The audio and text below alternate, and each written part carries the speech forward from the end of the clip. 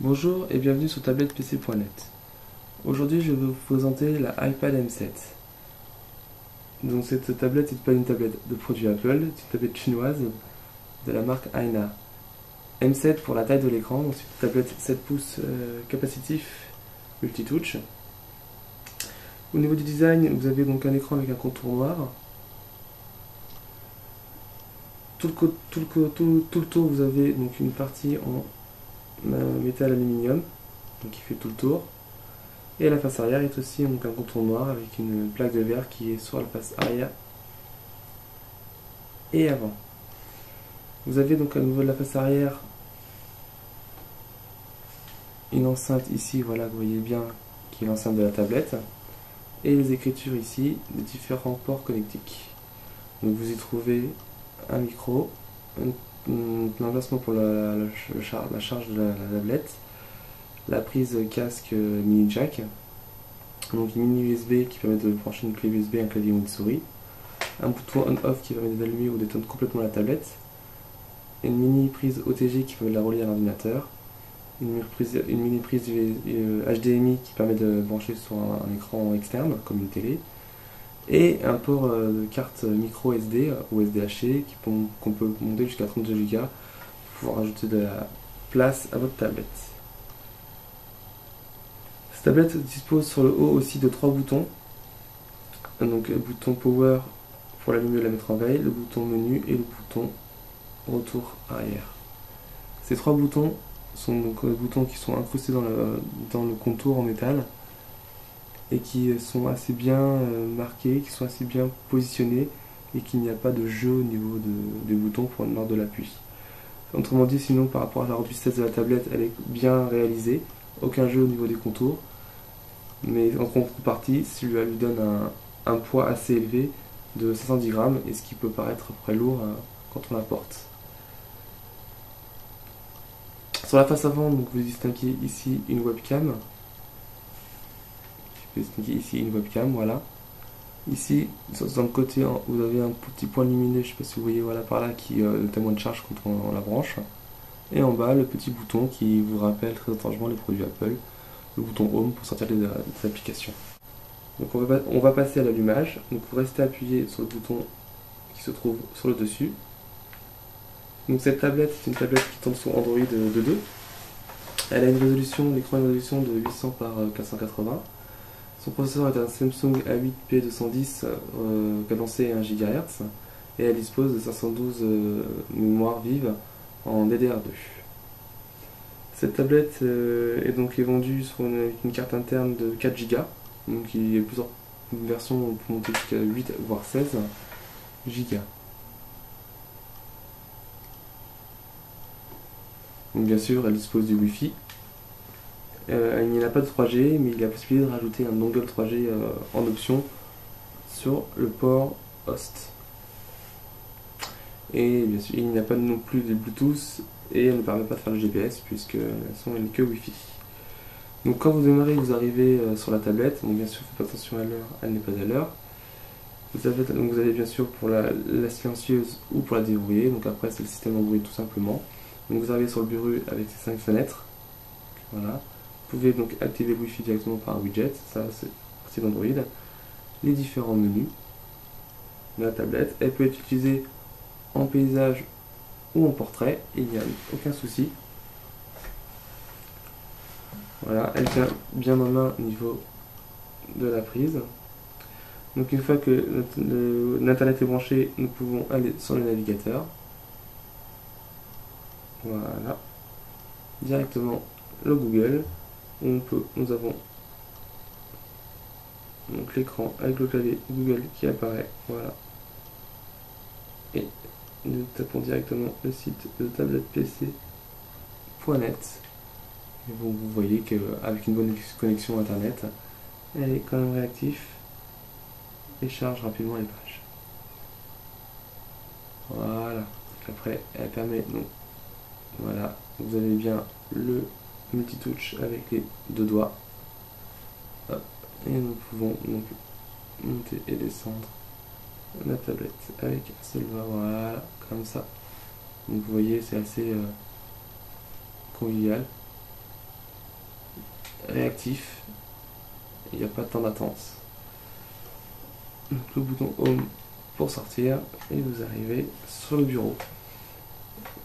Dans la galerie, ça va répertorier donc tout ce qui est les médias qu'il y a sur votre tablette, que ce soit dans la carte SD externe, celle interne ou par clé USB. Donc vous pouvez voir qu'en lançant une vidéo, il vous propose plusieurs choix de programmes qui sont internes à votre tablette.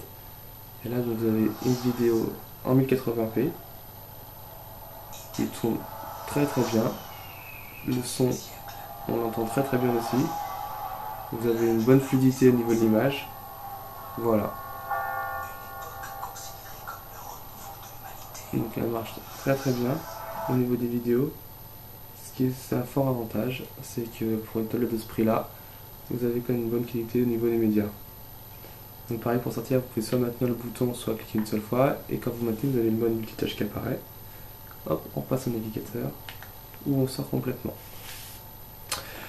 Pour la suite du test, je vais vous présenter différents accessoires qu'on peut donc brancher sur cette tablette. Donc au niveau des ports connectiques, vous branchez sur le mini USB un raccord qui permet d'avoir une prise USB normale, donc c'est sur le port host. Donc sur ce port host, vous pouvez brancher donc ça qui est un récepteur de souris. Vous pouvez voir que quand on est dessus et qu'on bouge la souris, je sors pour avoir plus de visibilité, voilà, vous avez l'allumé, ça marchera mieux. Voilà, vous voyez, je ne sais pas si vous voyez, voilà. Donc la souris qui se balade sur l'écran et qui permet donc d'accéder aux différents menus. Donc le clic droit bien sûr pour rentrer, le clic gauche pour sortir, voilà. Donc et la souris est très réactive, il n'y a aucun souci de navigation avec. Donc après c'est le plaisir personnel des gens qui sont habitués ou sinon au doigt. Sinon, vous pouvez aussi brancher donc, sur ce même port d'autres objets comme la clé USB. Donc, même principe, vous branchez votre clé USB. Voilà, elle va être reconnue en haut ici, vous voyez, elle va être reconnue comme quoi elle est reconnue par la tablette. Donc lecture de la carte. Et après, pour accéder aux informations de cette tablette, donc vous avez soit la galerie, ou soit vous pouvez donc télécharger des fichiers d'explorateur qui vont permettre donc d'accéder au dossier de la tablette et donc de procéder à la lecture interne des fichiers de la clé. Donc exactement là ce sont des musiques, donc vous pouvez donc lire justement la musique. Voilà.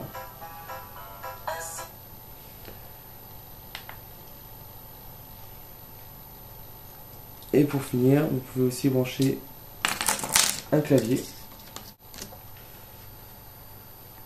Donc vous pouvez taper donc ce que vous voulez. Voilà. Donc vous voyez, ça réagit assez bien, pareil au clavier et ça suit. Donc ça suit ce que vous tapez. Donc la seule différence en revanche, c'est que vous avez sur la tablette un clavier AZERTY, alors que quand vous tapez sur la lettre A, qu'est-ce que vous avez? Un QWERTY. C'est un problème des tablettes chinoises. Le fonctionnement, c'est que ce sont des produits donc, qui sont plus de destination anglais chinois. Et notre fois, on arrive en France, nous avons des soucis de cet ordre là. Donc voilà, pour la tablette M7, j'enlève la mini-port. Je sors ça. Donc voilà, pour la tablette donc, qui est la tablette M7 de iPad.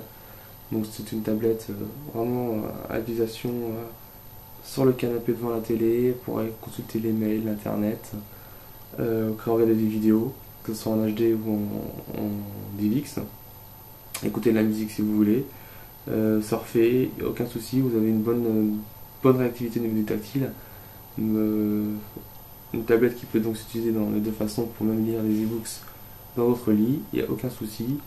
En fonction des applications que vous aurez téléchargées sur l'Android Market, vous pouvez faire tout ce que vous voulez, donc lire des fichiers, que ce soit Excel, Word ou PDF.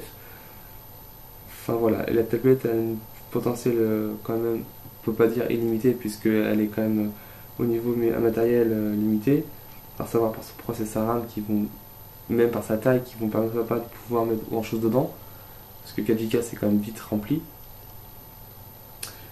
Mais sinon, au niveau de l'affichage, il n'y a aucun souci. Au niveau de l'utilisation, il n'y a aucun problème pour une utilisation lambda on peut faire en remplacement d'un netbook.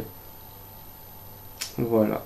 Bon, ben, je vous souhaite une bonne journée et je vous dis à bientôt sur tablettepc.net. Au revoir.